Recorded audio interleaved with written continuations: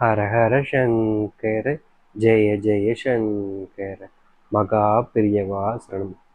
பிரம்ம முகூர்த்த நேரம் அப்படின்னாலே ரொம்ப சக்தி வாய்ந்த நேரம்ங்க. அப்படிப்பட்ட பிரம்ம முகூர்த்த நேரத்துல நீங்க இந்த ஒரு வார்த்தை மந்திர சொல்ல மட்டும் 3 முறை சொல்லி பாருங்க.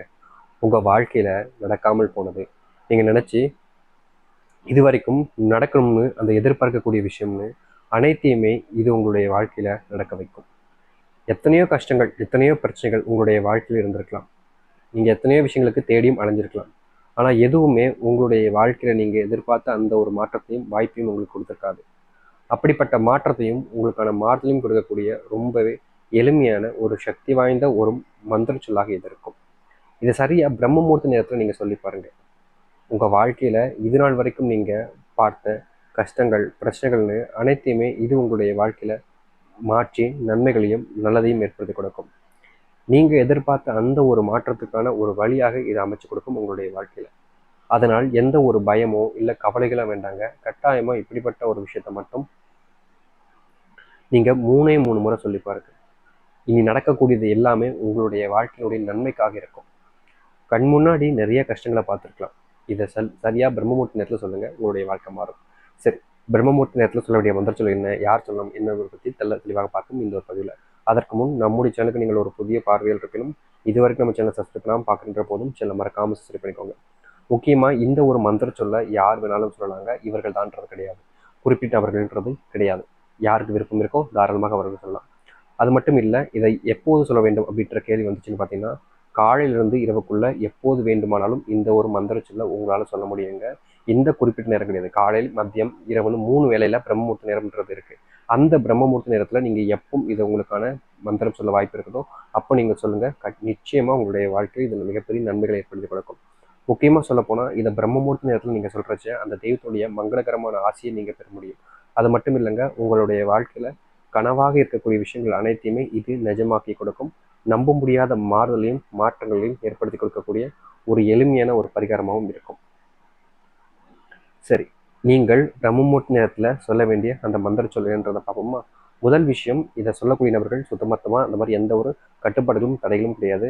அதனால் பெருசாக நீங்கள் எதை பற்றியுமே யோசிச்சுக்க வேண்டாம். தைரியமாக முழு நம்பிக்கையோடு நீங்கள் சொல்லி பாருங்கள். சரி, இப்போ நீங்கள் பிரம்மமுகூர்த்த நேரத்தில் சொல்ல வேண்டிய அந்த மந்திர சொல் என்னன்றதை பார்ப்போமா? ரொம்ப எளிமையான மந்திர சொல் இதுதான். நான் சொல்கிறேன், என் பின்னாடியே சொல்லுங்கள். அப்படி இல்லாத பட்சத்தில் எப்போ வேணுமோ சொல்லுங்கள். முக்கியமாக பிரம்மமுகூர்த்த நேரத்தில் எப்போ இருக்குன்னு கேட்டிங்கன்னா பார்த்தீங்கன்னா, காலை எழுந்த உடனே நீங்கள் சொல்கிறீங்க அப்படின்னா சரியாக 5:30 ஒரு 6:30 மணிக்குள்ளே நீங்கள் சொல்லிடலாம். காலை பிரம்மமுகூர்த்த நேரத்தில். அதுக்கு முன்னாடி சொல்லலாம், ஆனால் இங்கே 5:30 தான் எண்ணிக்கிறது ரொம்ப கஷ்டப்படுறீங்க நிறைய பேர். அந்த நேரத்தில் சொல்ல முடிஞ்சால் அந்த நேரத்தில் சொல்லுங்கள். அப்படி இல்லாத பட்சத்தில் அதாவது பார்த்தீங்கன்னா அந்த நேரம் சொல்ல முடியாதவங்க மதியம் 1 to 2 மணி வரைக்கும் சொல்லலாம்.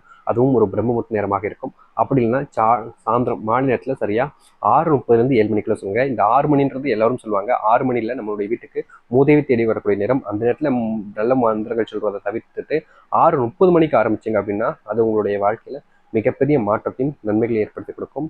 அதனால் நீங்கள் 6:30 மணிக்கு ஆரம்பிங்க மந்திர சொற்கள் சொல்வதற்கு. சரிங்களா? நீங்கள் சொல்ல வேண்டிய மந்திர சொல் இதுதான். ரொம்ப எளிமையான ஒரு விஷயம் தான். நான் சொல்கிறேன், இடையே சொல்லுங்க. ஓம் அம் அம் ஓம்.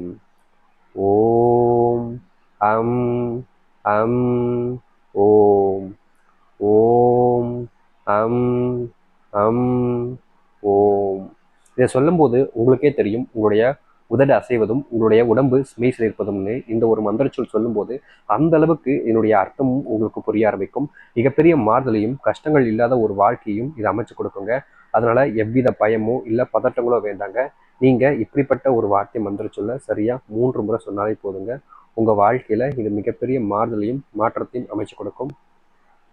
எதிர்பார்க்காத நன்மைகளையும் நல்லது காணுமான எளிமையான ஒரு மந்திர சொல்லாக இது இருக்க போகுது. அதனால எந்த ஒரு விதத்திலையும் நீங்க பயப்பட வேண்டாம், கவலைப்பட வேண்டாம்.